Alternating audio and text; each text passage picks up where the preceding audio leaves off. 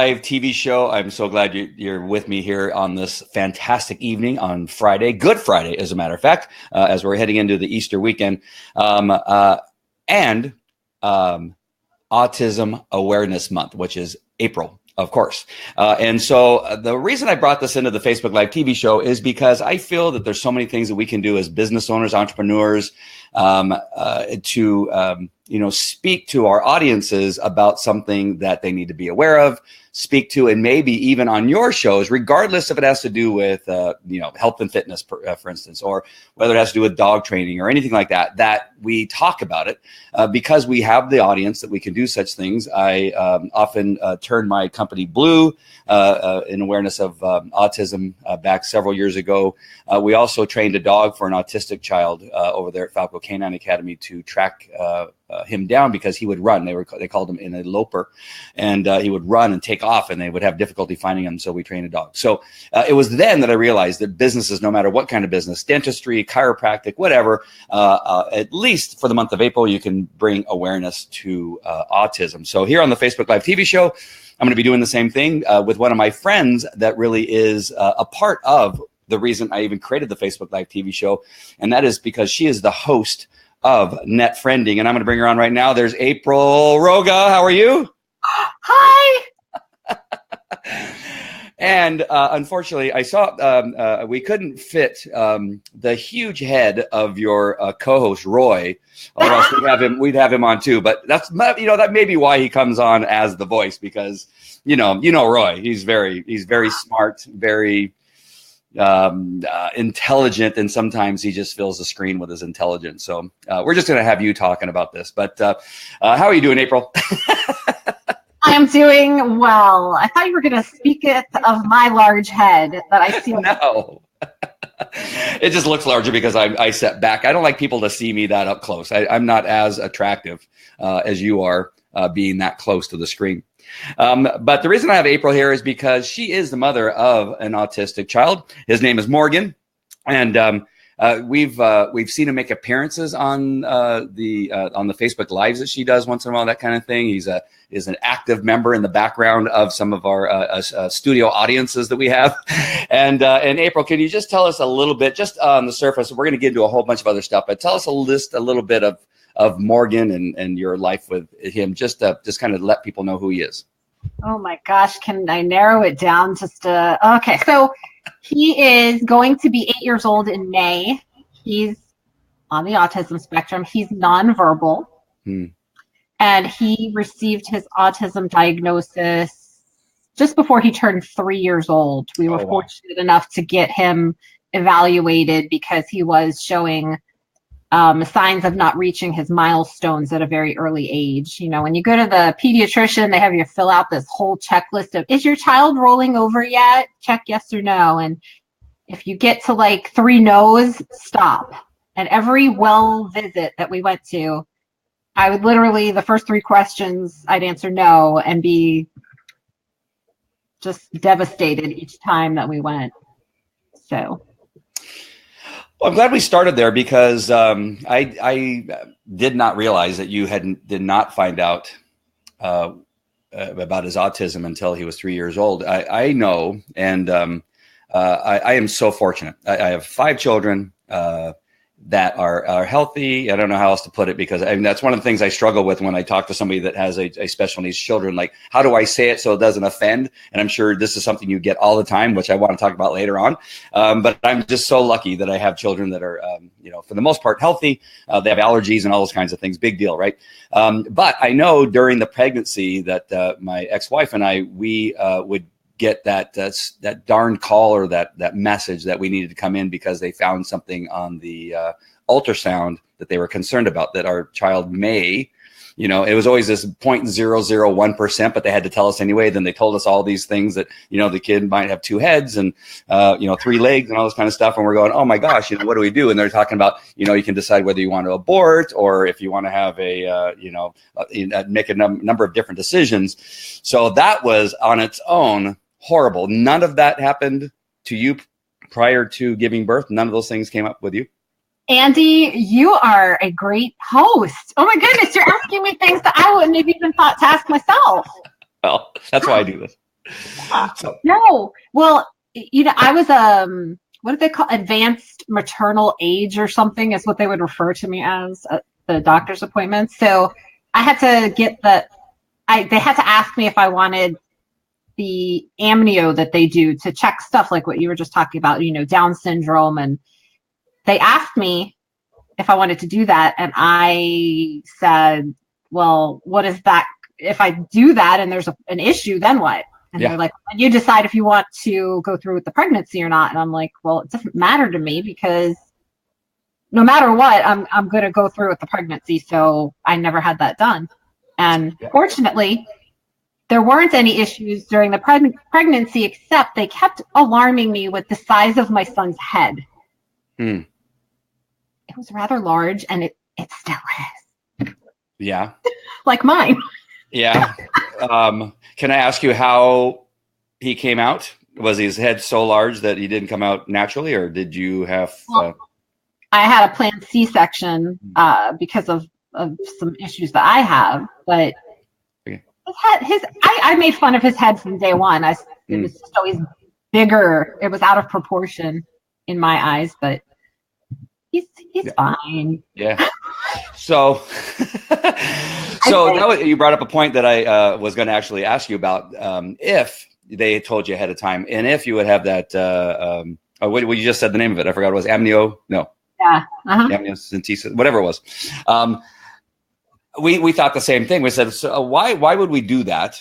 We find out, and then we just know, a couple months at a time of us that we're going to have this child anyway, no matter what, and we're going to take care of him no matter what. I mean, there really wasn't a choice, right? It's not even a question that we were going to follow through with the pregnancy, unless it was maybe either a danger to her, where she wouldn't survive, and then we'd have to weigh, let's, look at all those things and all the possibilities, but it just was not going to be a question. If you would have found out what you're saying, I just want to make sure that I heard you right.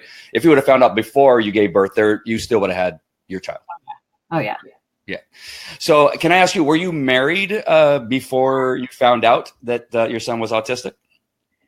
Yes. And so how do you think your child being autistic affected your marriage? Oh boy. Yeah. See, listen, Andy knows how real I am. This is why earlier he's like, is there anything I can't ask you? Ask me anything. Well, this was the question that I wanted to know, because I think people need to be aware. If they're not, they need to be aware that this is challenging. I mean, from day one, that if you have even a good relationship with your spouse, right? You add anything that causes that thing to tilt one way or the other, and a child with autism, I'm guessing, and that's why I'm asking you, is one of those things that can just teeter it over and that's it. True? True. Oh. All true. Wow. Great question, Andy. I think that hopefully he's not watching. The former husband, right? Did I give that away? Yeah. I forgot. Andy knows me. You guys probably don't know me. Hi, John. Hi. There's people here. Andy. Yes. Nobby. I know Nobby. I met him in one of your shows. Yes. My former husband, I believe, and he and I have talked about this, that he is somewhere on the autism spectrum. Wow. And so I believe that there's things that he has difficulty handling, like life sometimes.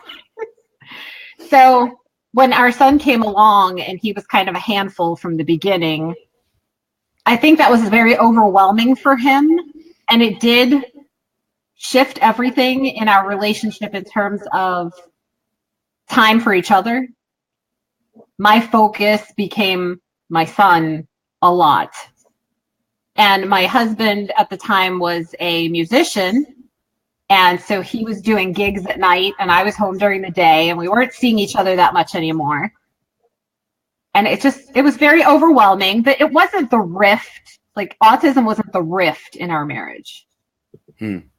I think it was, and I think other people experience this just who don't have special needs kids. When you have kids, take up a lot of your time, and you have to be intentional about making time for each other in that relationship. Yeah, it's like you have a marriage that you're able to keep together. You know that there's these little tiny things, and then bring in an autistic child or something else, then it really opens up and shows itself.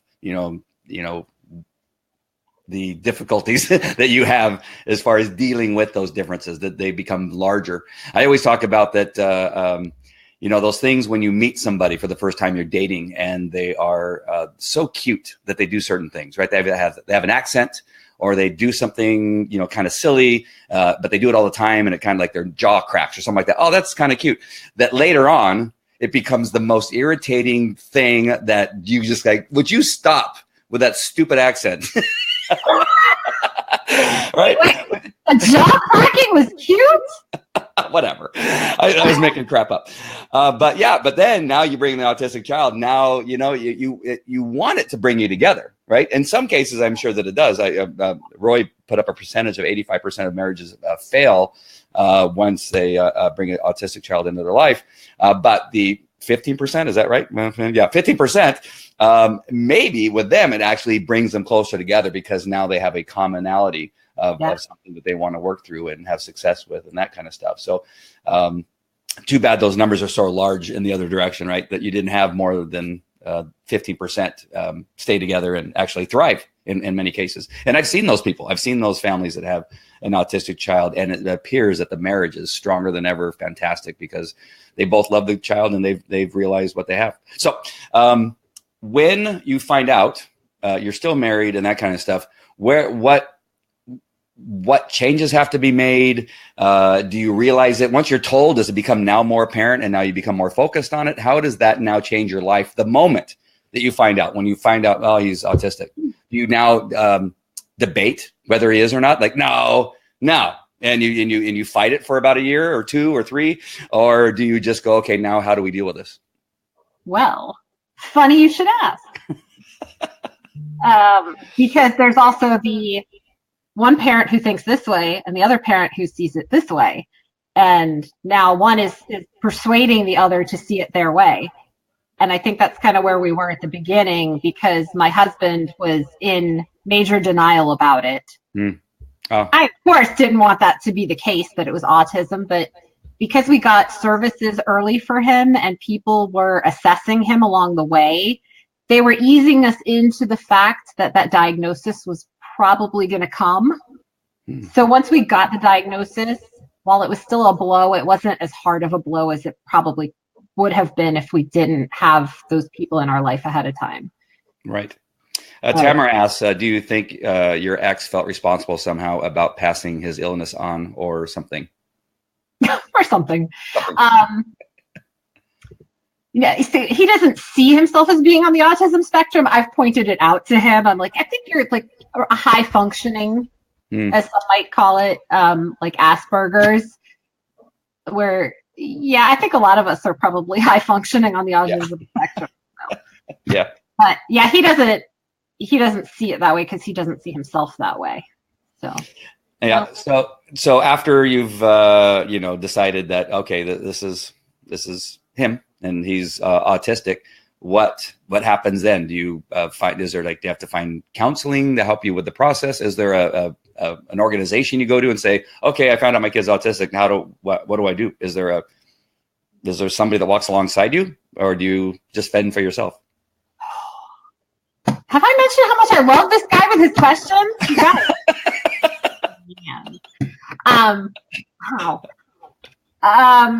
Well, first, let me say this. When he got diagnosed, I wrote a blog. Yes, Andy, I actually wrote something. I know. Yes, I typed it. I did a blog on the Mighty. If any of you are familiar with the Mighty, they have a huge audience.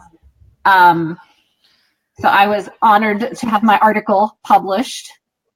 And it was about how we mourned autism for 24 hours. Literally a day.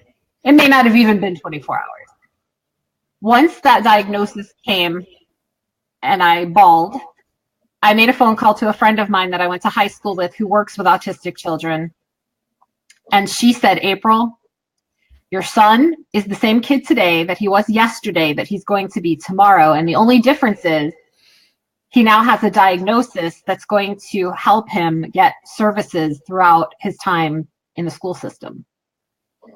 And I was like, wow, that was like, thank you for that relief, because my son wasn't any different yesterday than he was the day he got the diagnosis. He's still my kid and I still love him. And now I just have this label, which people hate labels, right? But this is a good label, and people need to see it as a good label, because their child is not going to change in the flip of a switch. And you need to be able to cope and keep moving forward so that you can be the best parent you can be for your child. Nice. Well, you mentioned the word spectrum, where he is on the spectrum. I have no idea what that means. Can you explain? Because you hear it all the time, like he's something about on the spectrum, or she's on the spectrum. What is the spectrum? Who mans the spectrum? Do you go to a website and say he's on the spectrum? What is it? How does it work? What do you look for? What do you need to know? There's all these like sliding scales and assessments, and I actually did one of my very first live streams a couple of years ago. I was in my car at work crying on a live stream because I had just come back from the school where they assessed him a variety of tests. And they said at age, I want to say he was like almost 6, they assessed him, I think, at a, 4-month-old age, developmentally. Okay. Years old. And they say he's functioning at the age of a 4-month-old. And I felt like going, how dare you say that about my kid? Like, you don't know what he does at home. You're just assessing him based on a bunch of, standardized assessments that you all use for how he's going to be taught in school. My ex-wife would say I'm on that same spectrum.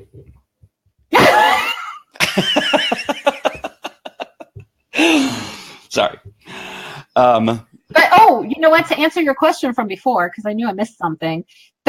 When you get a diagnosis, they don't just like hand you off to somebody and say, okay, now go do this thing, that thing. Yeah.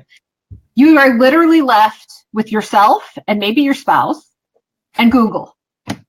Oh, what did you do before there was Google? I know, right? Encyclopedia? I don't know. Yeah. Yeah, I was afraid of that. I mean, what about these organizations that we all hear about, the autism blah, blah, blah, and the autistic blah, blah, blah, those places? I mean, do you call them and say, hey, I'm one of you guys now. Can you send somebody over and help me figure out what I need to do? Do I need to refurnish my house or redesign my house? Do I need to do what? Do I need to feed them something differently? That's not available. You would think, with all the money that they raise, right? I think the first thing that people think of is Autism Speaks, because they are the biggest brand in terms of autism. They every year, like now we're headed into Autism Awareness Month, and they're going to light it up blue all over the freaking world. Yep. And that's great. But do you know why they chose blue? No, that's why I wore blue. Should I not be wearing blue?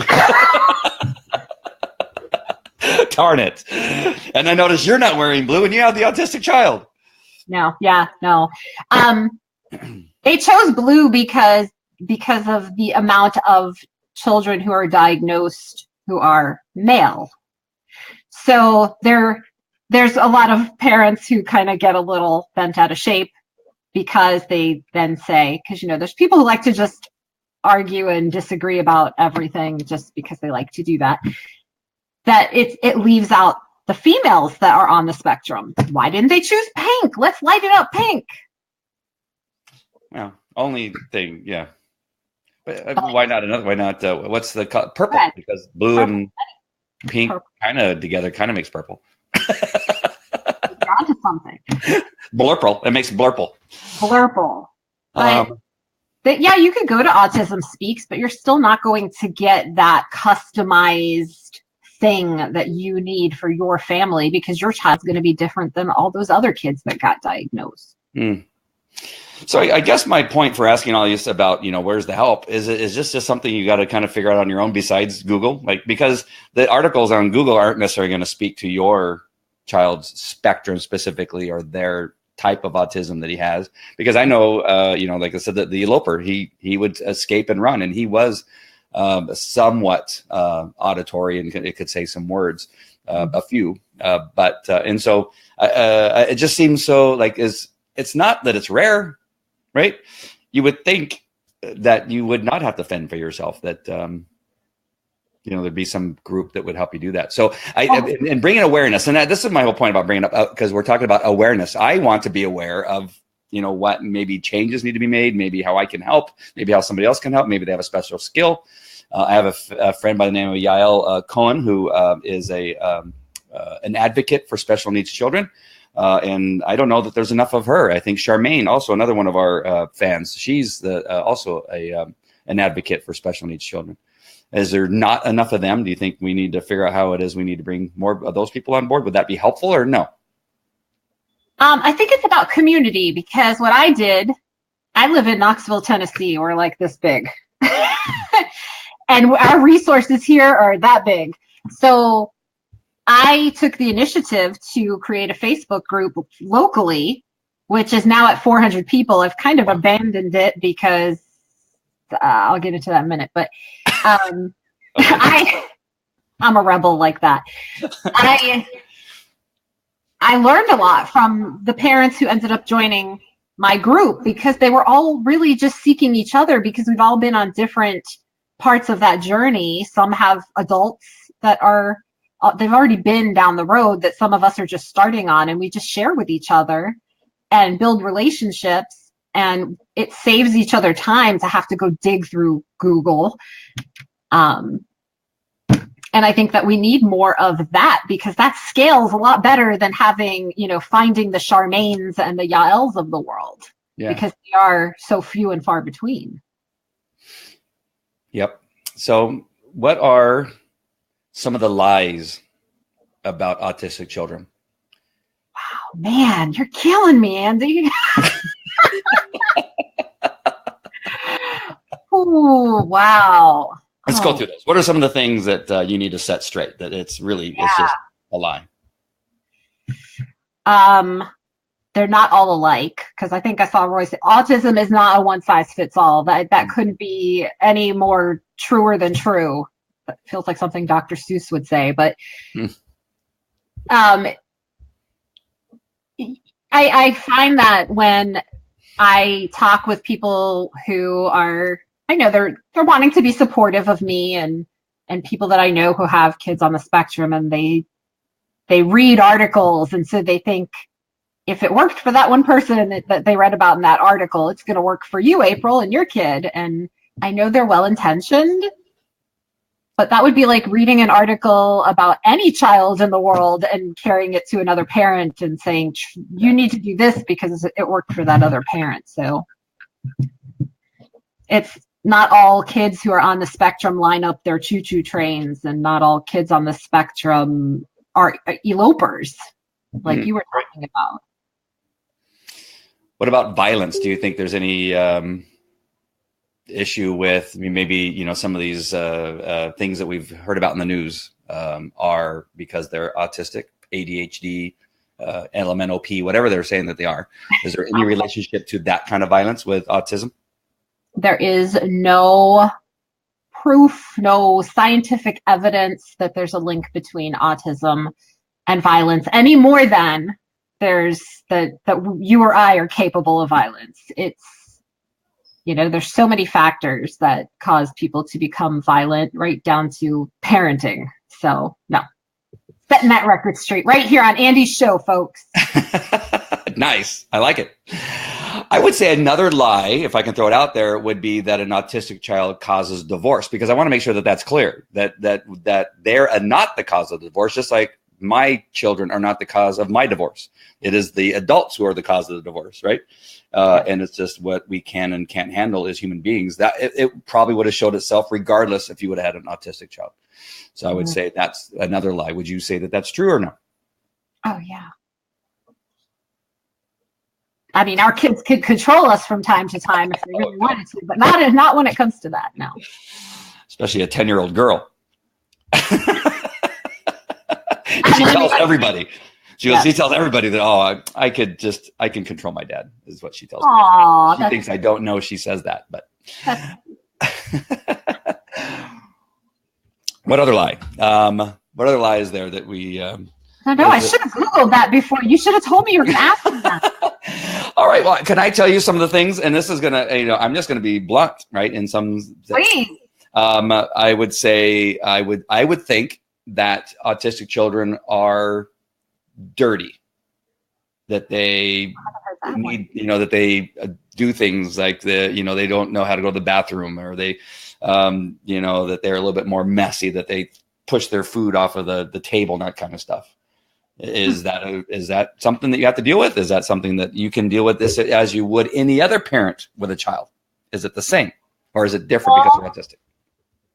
Well, okay. So kind of along those lines, where I have struggled with my son is all of the sensory related things like haircuts, toenail clipping, fingernail clipping, baths, hair washing, which are all hygienic. So I think there probably are parents that put off certain things related to their child's hygiene.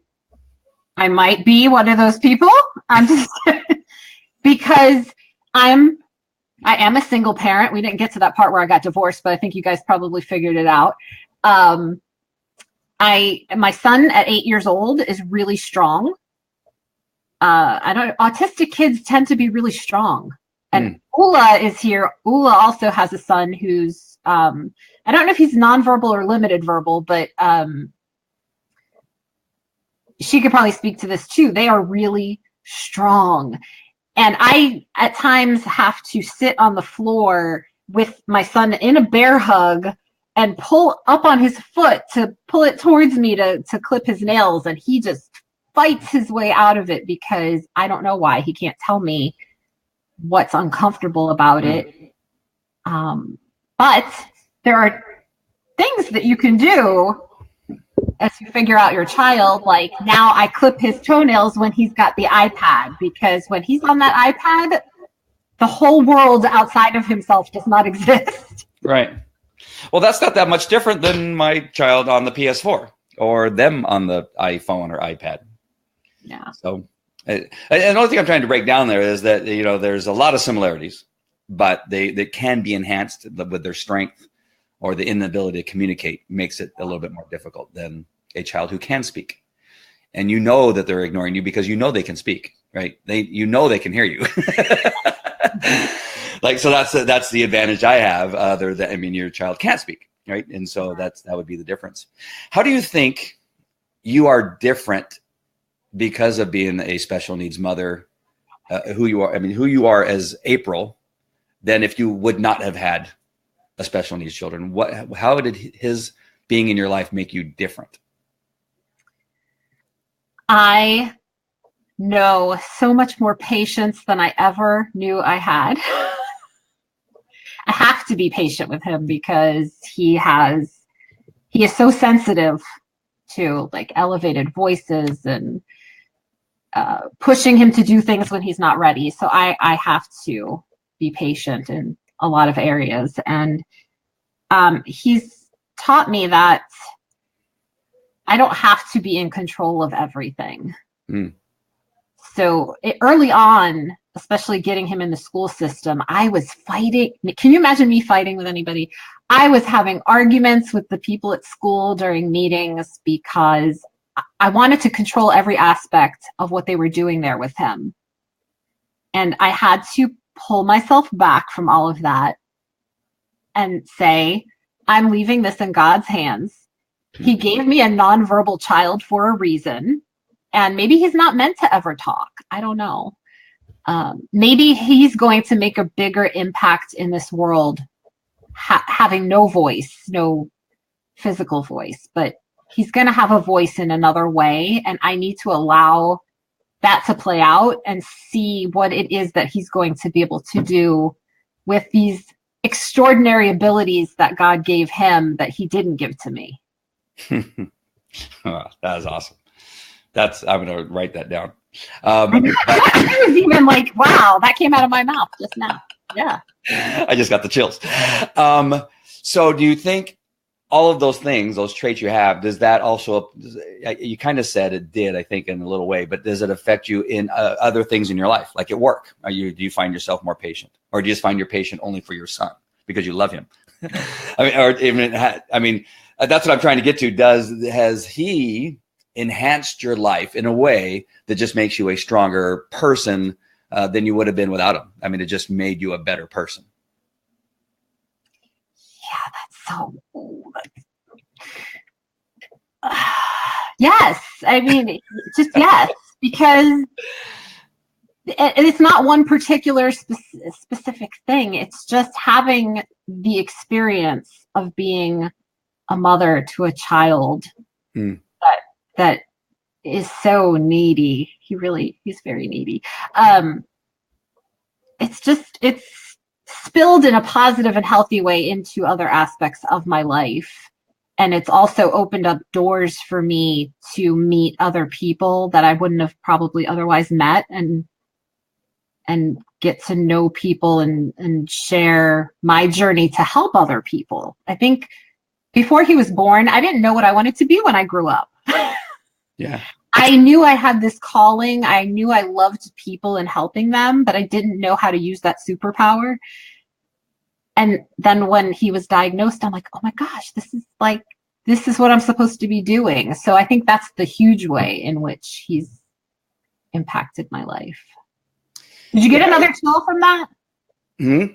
Did you get another chill from that? Because that was I did, because it caused me to think about my life now, because I'm mostly a single dad with 4 small children and an adult child, and how, I would give anything maybe to go back and be the person I am now, because now I had to be with the children a lot more often, because before I was a working dad providing for a stay-at-home mom who was homeschooling. And so I was working a lot and gave her all the focus on the kids. But now, since I have them 50% of the time, 50% of the time, I have to be totally focused on the kids, right? And I see more, I share more, I understand the power of patience. I understand the power of having, sets of eyes all around my head at all times. And my senses are sharper because I hear things and I sense things. Where when I was married with the same children, she would hear things and she goes, oh, did you hear that? And I go, no. She goes, oh, it was so sweet. They were talking, like she heard a whole conversation. We were at the same proximity from the children, but she heard the whole conversation. I didn't hear a word. But now, without having her there to do that for me, now I've had to get set. And so now I wish, gosh darn it, there's a good chance that our marriage would have worked a little bit better, because I'm a lot more patient. I'm a lot more understanding. I'm a whole lot of things, right? A lot more loving, I think. I'm more quickly to cry like a big fat baby. And it's all because of them. And I wish it would have worked out, because I think it would have been so different. I think our life would have been so different. And I think about pride and all these things that come into play that destroy marriages, destroys relationships. I'm not as prideful as I was when I was married. And so kids have a way of doing that to you. Right. And so I can imagine how different I would be with an autistic child. I still would not. I can't imagine, you see things on the news about parents doing horrible things with their kids and that kind of stuff. I go, it's unimaginable. I was a sex crimes detective. Unimaginable the things that I would see happen in homes. And so it's one way or the other, right? Either kids cause you to run away because you can't handle it. You can't handle the truth of your weaknesses and that you need to get better and stronger, or you learn to get better, become stronger, become less prideful, become more honest, become more loving, and it's one or the other, right? And so just hearing you speak, and I'm sorry I'm going on a rant here, but just hearing you speak, I see you and I know you're a loving mother, but it's just like hearing the words and the way that you're describing it make it so apparent that I think that's an important part of your life, that this is what God has put on you because he knew you were the right person for the job. Yeah. So now that brings me to the God question. How I know that maybe in the beginning I would have been so pissed off at God, right? Like, well, how dare you give me, again, I'm going back to my prideful self, right? That's how I was, right? Hey, you know what? I've done a lot of really good stuff. I was a cop, for God's sake. I saved some lives, right? I arrested some really bad people and put them in jail, right? How dare you give me an autistic child, right? That's how I would have been. I would have been so pissed. Was there any of that in your life where you were just like, damn it, God, or thank you, God, or hey, this is what I'm supposed to do? But what you say, what does Roy say? What is it you say about that? I forget. He says something to you when he asks the question. What say you about that, April? What say you? I've heard other people say that before, that they're mad at God, and no, I never, not once felt that or anything, and not even angry. I felt maybe robbed, cheated, because there were times early on where the holidays would come around, birthdays, Christmas, and I'm like, he doesn't know that it's any different today than it was yesterday, that it's his birthday. And here we are like, oh, where are we going to have his birthday party? And in fact, my son's dad said today, so have you given any thought? His birthday is like a month and a half away. And I'm like, doesn't matter, just wherever, whatever, whether we have it, we don't. It's more for us than it is for him. So did you talk about your relationship with God? It just didn't change? No, it's like what I said before about the nonverbal thing. I think that was a more recent discovery for me, because I was so wanting him to talk, and I was doing anything and everything that I could do that I thought I could control whether or not he ever talks. And it was when my relationship with God became stronger that I realized it's because he's not supposed to talk. I'm forcing something to happen that's not even in my control. Right. And once I let go of that, such a huge burden I felt lighter. I didn't have to have all these arguments with people at school, or listen to people telling me you should be doing this with your child, because if you do this exercise, this routine 7 times a day, 8 days a week, there aren't 8 days in a week, but apparently people think there are. I felt like I had to be constantly doing something with him, and if I wasn't, I was feeling guilty about it because of what other people were putting on me to get him to where they think he should be. Right. I feel you. Yeah. I don't know if you know Ursa constellation of autism mama bear. That's Ula. Yes. How come she came in as 2 different things? She writes, if I put it up, it's going to cover your face, but I'm going to put it up anyway. There you go. She writes, we need to train law enforcement and medical staff how to deal with the kids and adults on the spectrum. We had some nightmare stories with hospitals, nurses drawing blood, pinning my little then boy to the stretcher by 4 to 5 massive nurses, etc. You have similar experiences?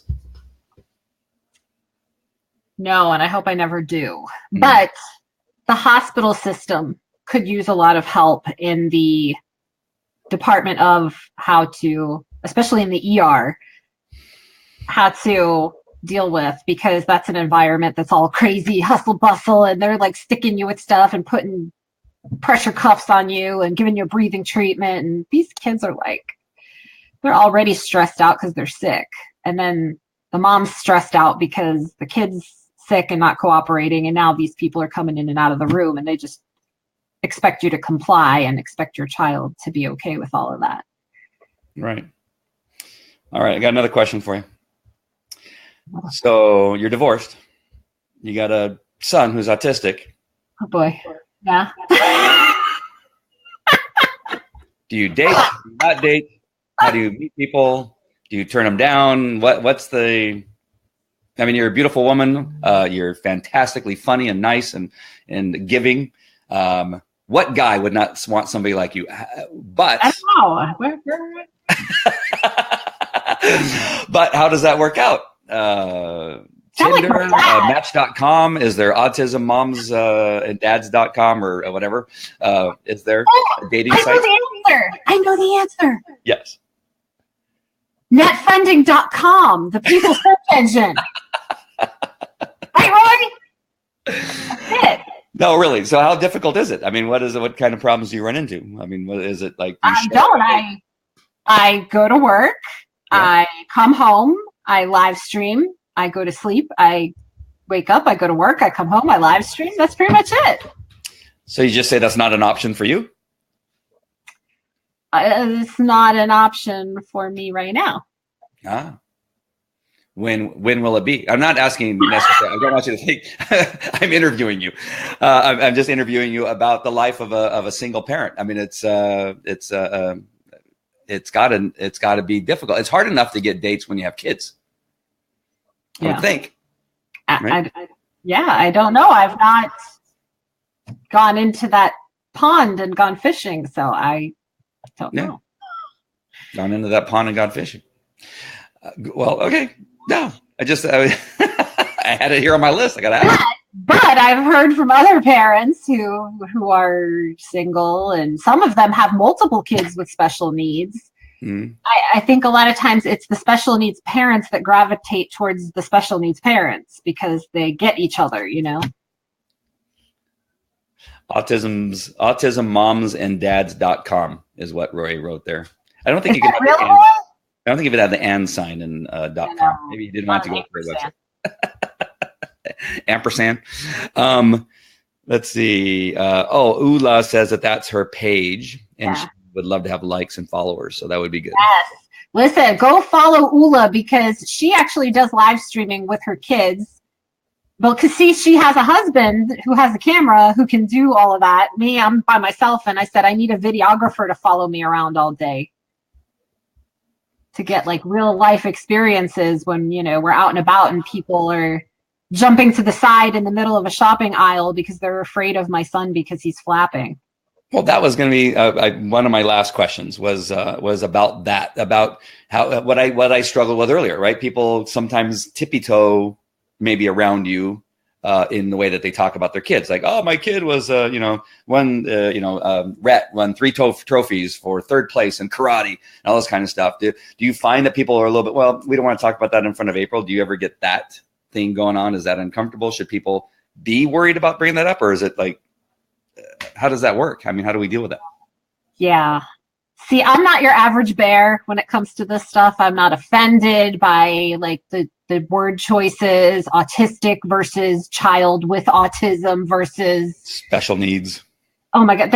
Everybody in the special needs community of parents, they argue about this in blogs and groups on pages. Don't say autistic child, say child with autism. And I'm like, oh my, does it really matter? Your kid's still autistic at the end of the day. It's just a word. Yeah. It's, for me, my challenges are when we're out and about, and it used to bother me a lot more initially, but I have thick skin, Andy. Thicker skin than most.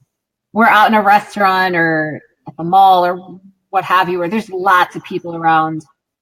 And people stare because my son makes weird noises and he flaps his arms and he's getting older, so it's not as cute anymore. Yep. And I just don't know what people are thinking. And some people will come over and actually suggest things for me, like, they're really bold. They don't know anything about me, and they'll come over and say, have you ever taken your son to this like new special needs park or something? Or have you read this book or watched this show? And I'm like, how do you know? I mean, people are just, there are people that are getting educated now. So they know what those red flags are. And so they just make that assumption. And then I guess they're also assuming I'm going to be okay with whatever they're coming over to tell me.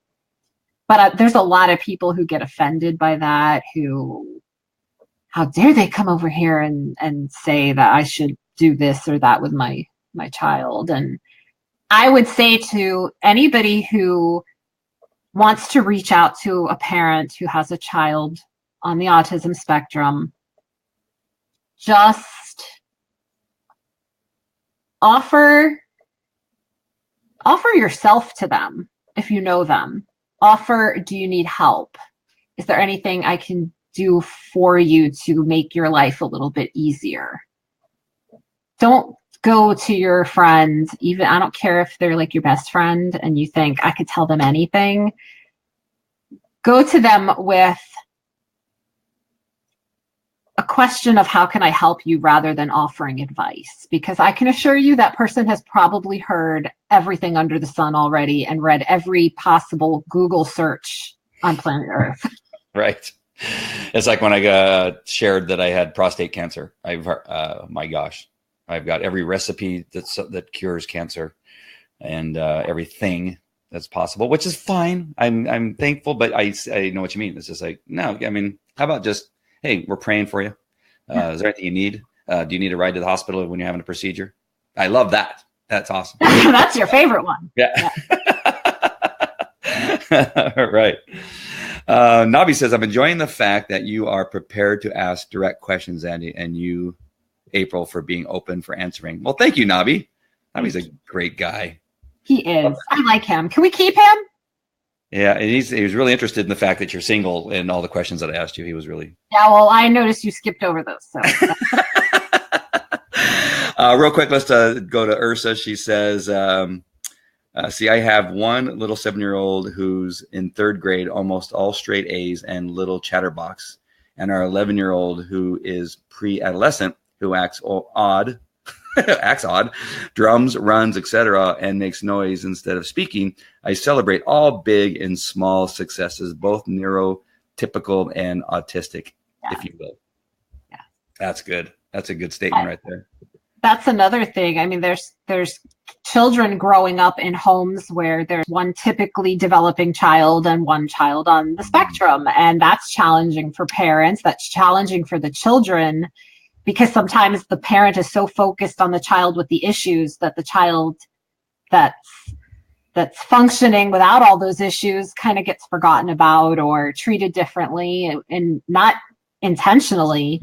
And so I'd like to see more conversations in the live streaming community about that, and have maybe those kids, you know, like Ula's 7-year-old, the chatterbox, be able to come onto a live stream and talk to other kids who are in her shoes and have them kind of talk it out with each other, because where else are they going to have that experience these days? Yeah. Oh, that's a great idea. Nice. Netfriending.com. We'll get to that before we leave. Not one last one, but maybe last one. It's pretty close to the last one. I asked you earlier when we were setting this up about that I was going to put a donation button on the posting itself, and asked you what charity that you would like to have us donate to, if I could put that button on there. And you said the Tim Tebow Foundation. Why is that? Why did you, out of all the autism, all the special needs organizations, why Tim Tebow's Foundation? First and foremost, he is a man of faith, and that just draws me to what he's doing, because I know that everything he's doing for the special needs community is because God speaks to him to do this, to go out once a year. He gets all these churches across the United States for one night to do a prom for not just autistic kids, people with Down syndrome, and all the other array of special needs that there are out there. These young adults who haven't had the opportunity or decided not to go to their prom in mainstream school because of a variety of reasons. He provides an atmosphere within all of these churches where everybody comes together, and there's no judgment. Everybody's there for the same reason, and he actually flies to different states and goes and meets all of these kids. And I don't see anybody else doing that. And I just want to see more of that. And if giving a donation to his foundation is going to accomplish that, I'd rather see him doing that than Autism Speaks putting all of their money into the people who are running the organization, rather than giving back to the people. Bam. Drop the mic. Wow. Well, I agree with you with Tim Tebow. You know, I'm an okay football fan. I'm not like over the top or anything like that, but you know, Baseball now. no, that's even worse. Go Mets! Go Mets! My God. Put me to sleep. I'll watch a baseball game and go to sleep. But Tim Tebow came and spoke at Your Belinda Friends Church, where I go to church, and just him speaking just changed my view of him as a person. What a genuine man, great guy, spoke well, authentic. I didn't get any feel that he was there for himself. He was there for his, for God, and he was there for his organization and what needed to be done. It had nothing to do with him. I didn't get that feeling whatsoever. And there's so many times I can read through the why of why somebody is somewhere and speaking the way they are. It's for them, not for their passion or for their why. And he definitely did a really good job. So I agree. Great thing. Can I say hi to Tim Tebow? Hi, Tim Tebow. Hopefully we'll see this.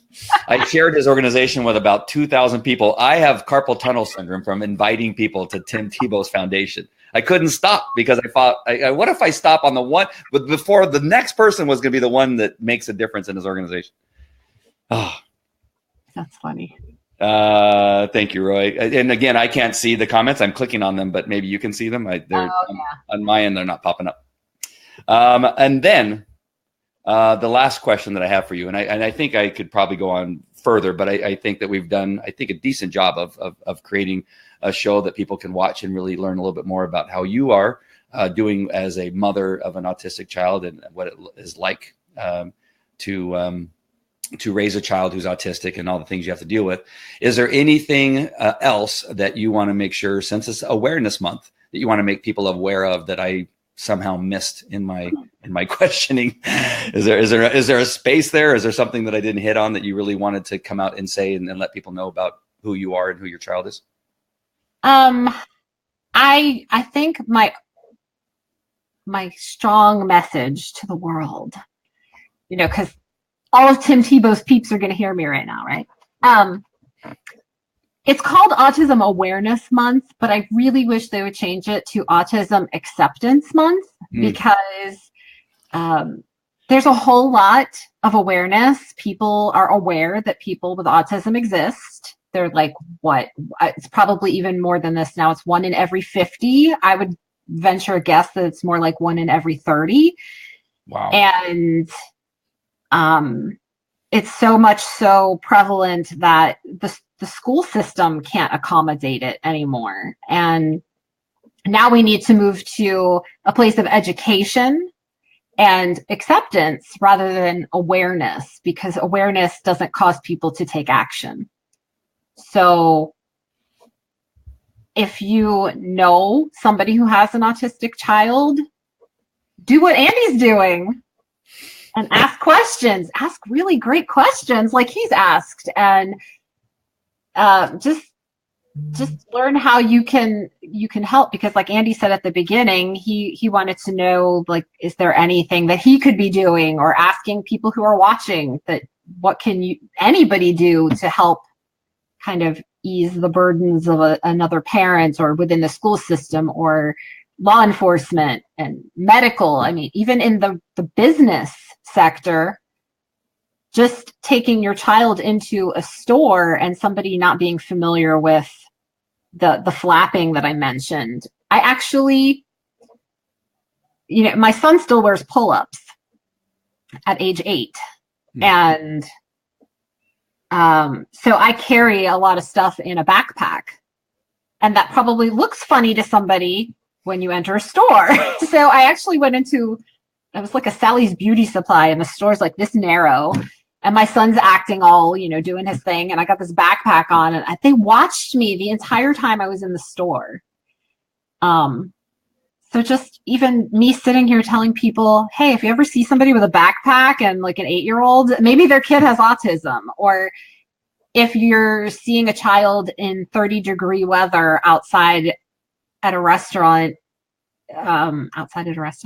Outside waiting to go into a restaurant, and they're wearing pajamas, it might be because wearing a jacket with long sleeves, or they have sensory issues and they can't tolerate certain clothing. So many people jump to judgments and want to rail against parents for how their kids appear. And so I just ask that people be more, I don't know, less likely to judge somebody and maybe stop and think that there could be something else going on that you're not aware of in that person's life. You know, you made me think about that would be great training for the month of April for retail stores like Spectrum. Spectrum, that's the name of that makeup store, right? My daughter used to work there and I already forgot what it's called. Oh no, Sephora. Like Sephora, because I know, I mean, those are some tight aisles. There's lots of stuff to be touched and grabbed, that kind of stuff. For them to teach their employees to say, hey, when you see somebody come in that obviously has a special needs child, autistic, what you know, the label that you want to give it, that would be a great opportunity to go to them and say, hey, do you know what you're looking for? Is there any way that do you need me to get it for you, as opposed to making you go through all those aisles and try to find where it's at? Like that would be a great training for people, and then maybe connecting with you or somebody like you that would say, what is it that you need when you come into a store? How would it help you? If you came into the store, how can we help you have a better experience inside our store, knowing that it's hard, right? What are you going to do? Leave your son at home alone? No, you can't. You're going to leave him with a babysitter? No, there's not a lot of babysitters that know how to deal with your child. You have to go to these stores with your child. What great training for employees of a retail store to learn how is it that we can help mothers or fathers that come in with their children make that experience a lot better for them. Would that be good? Yes. And you know, that's what I love. Like now grocery stores where you can like put all your orders in online and then go to the store and they just bring it to your car. I love that.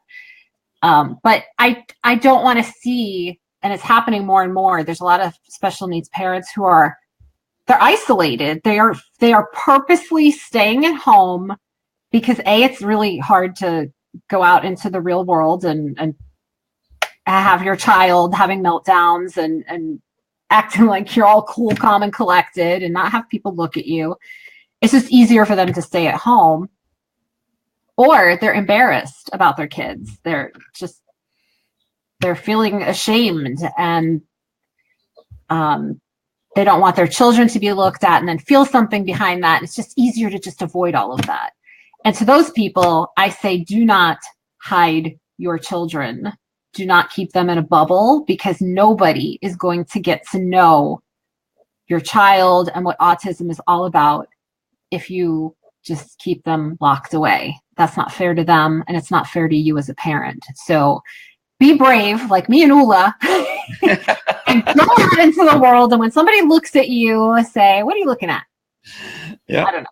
I was thinking about what Tamara just wrote. I was thinking the same thing, that, just think about that. You would be more likely to visit a store that had a history of helping you out when you got there. Oh, April's here. Hey, what is it? They know right away. Like, what is it we can get to you? Do you still want the red blush that goes with your red lipstick and your red hair? Like they would know, and you would be more likely to go there over and over again. And it'd be a great relationship Do you see on Saturdays, I always post my date pictures with my son at Olive Garden. Yeah. Every Saturday. We've been going there since before he was born, but every Saturday since he's born, I'm sure we've missed like a handful. But the reason we always go to the same Olive Garden is because ever since we started going there and since his diagnosis, they literally, it feels like they roll out the red carpet for him. Hey, Morgan! Oh, it's Morgan! And they come over, they fist pump him, they treat him like he's any other kid, and he loves it. He loves the attention. And I will keep going back to that same place and give them the business and refer them to other special needs parents because I feel comfortable there. Yeah, Ula writes, some malls, especially around Christmas time, arrange autism-friendly shopping hour, even taking price or pics with a big red fat man. A big red fat man. I know a couple guys that fit that bill, and they're not Santa. All right, April. Gosh darn it! This is I could continue and go on and on and on. Andy is sad because Andy likes hanging with April 2.0. I do.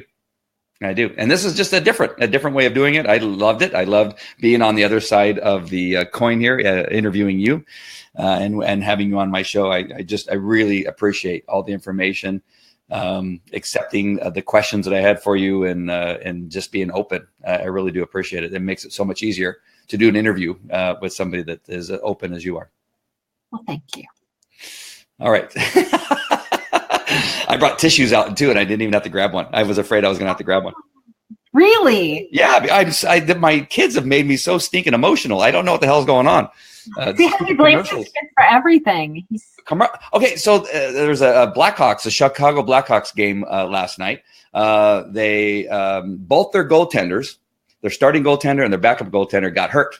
So there's always an emergency goaltender that's sitting somewhere in the audience. Well, they bring this guy. They never play, those guys, right? There's always somebody. This guy, he's an accountant.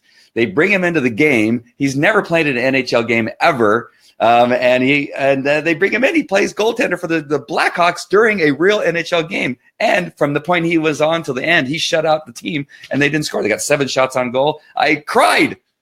I know. I saw your post and I was like, what are you crying about? I was sobbing like a little girl. Like, that would be amazing. That would be amazing. What am I going to do with you? I don't know. Yes, Andy is a role model for host for autism. I think we should get you on other shows and you could like ask. Yeah, I don't know. How does this work? Andy needs to be like the autism host of the month. But I guess I'm not going to wear blue anymore. You be you. I was trying to be respectful of the month. But now that you told me why it's blue, it just kind of. I know I ruined it for you. I'm sorry. If only. I don't know what he means there. If only. If only I could be the host. The host, yeah. If only. I know. Maybe I can get Autism Speaks to pay me to do this. We might not be able to be friends anymore, though. So there's that. All right, April. Oh, we better sign off and land this plane. But thank you for everything. Thank you for your openness. Thank you for your son, Morgan, and just my best. I love you very much, and I'm so happy I met you. Thank you. Too bad you live in Tennessee. I know. All right. Take care. I'll talk later. Thank you, everybody, for joining us. I'd name everybody, but there were a lot of people on this broadcast, so I really do appreciate it very much. And Ula, thank you for all your comments, and Nabi, and now Roy, and everybody else. Now I'm going to get in trouble because I'm going to not name somebody on camera. I saw that John from Australia. We had 2 people from Australia. We had people from across the United States. So I'm sure that I missed somebody. I'm sorry, but there were a lot of comments, and I really do appreciate it. Alan Schneider. Do you know Alan Schneider? I know that name. I don't think so. I know. I've heard of him. He's like connected with people in the autism community. AutismRunners.com, he said. I'm glad he joined us. I put his comment out there, so hopefully somebody will click on his link. Whatever links you have, if you're watching the replay and you have a link, a positive link, something that's good, share it so we can learn more. I mean, that we can't learn enough about what April and all the rest of the parents of autistic children need or just be aware of. And maybe now, what do we change it to? Not awareness. We change it to what? Acceptance. Acceptance. Autism Acceptance Month for the month of April. All right. That is it. We're going to drop the mic with that. And we will see you later. Thank you, April. Good night.